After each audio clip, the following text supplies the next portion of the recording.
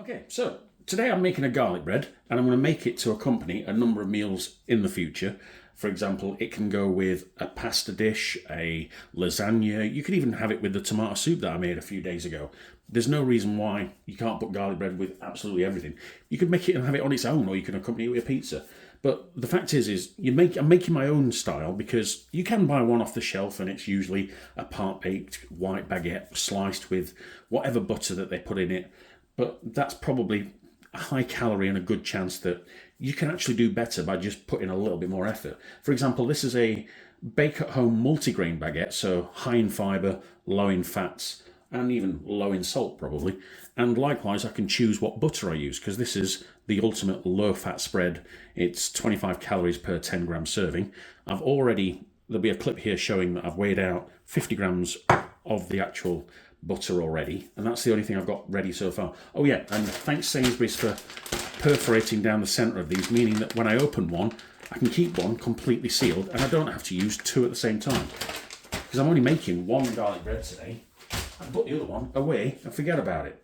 So yeah, the other thing I've done is I put a bit of kitchen roll under there, and let's go ahead and start the process.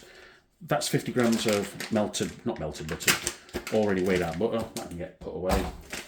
Let's open this. In fact, let's not do that first. Let's make the garlic butter. I wonder if I can weigh the amount of things that I'm going to put in it. This is a completely by eye recipe. These are just garlic granules, so just put some of them in. Yeah, I didn't think these scales would be sensitive enough. I might get myself some professional digital scales at some point for the very purpose of knowing how much herbs are in things. But yeah, I don't know if that's showing. We'll do it that way, so as you can see. A decent amount of garlic and just mixed herbs. Let's go ahead and mix that up in a roundabout fashion. Try and get it into the butter. Come on. Let's go.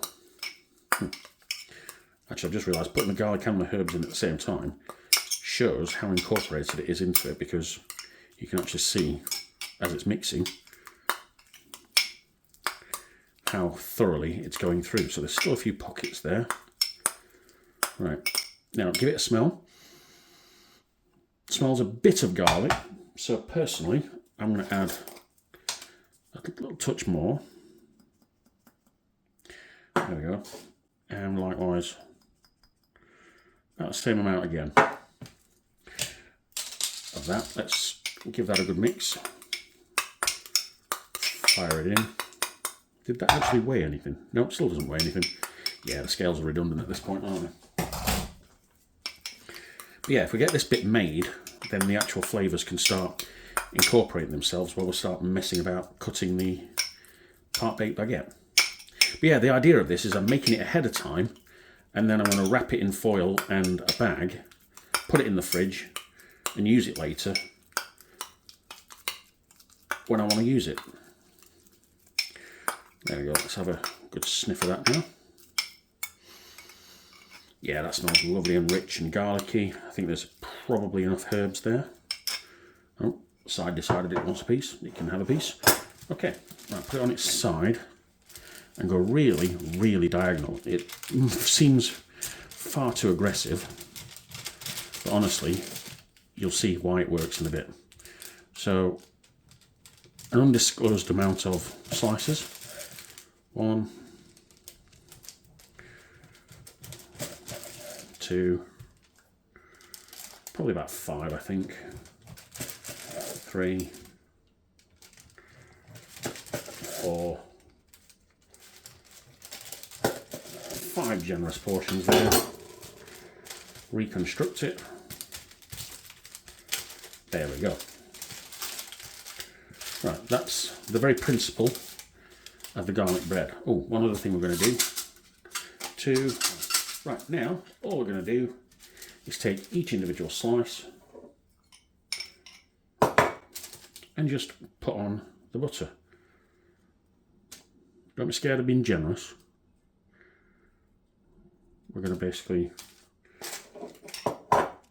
do the underside first.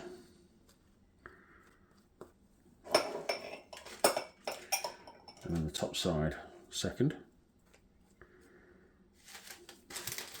In fact, let's put that on there, because then I'll stop moving around a little bit. Okay, yeah, there we go.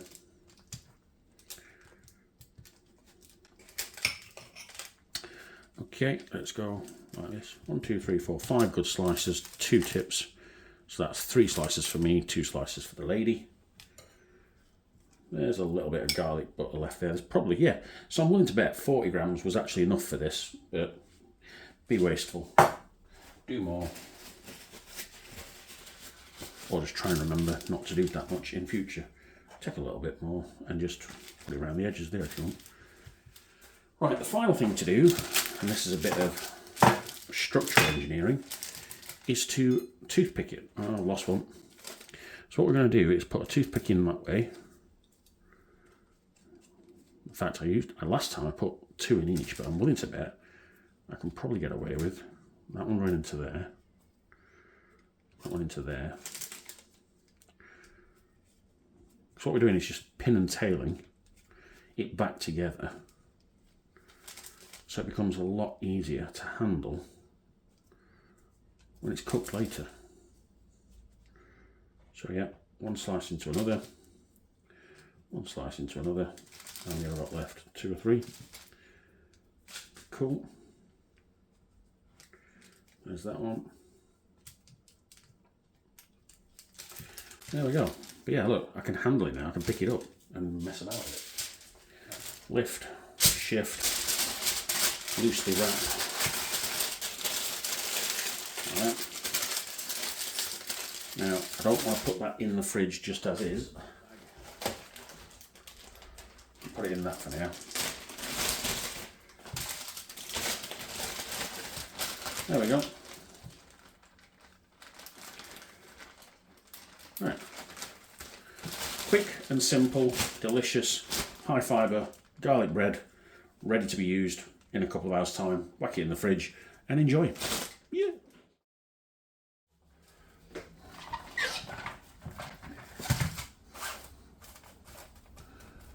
That's lovely, that's crispy, that's browning on the edges.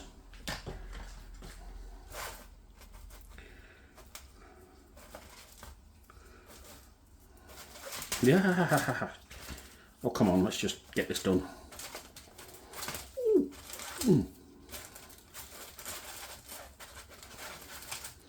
Okay,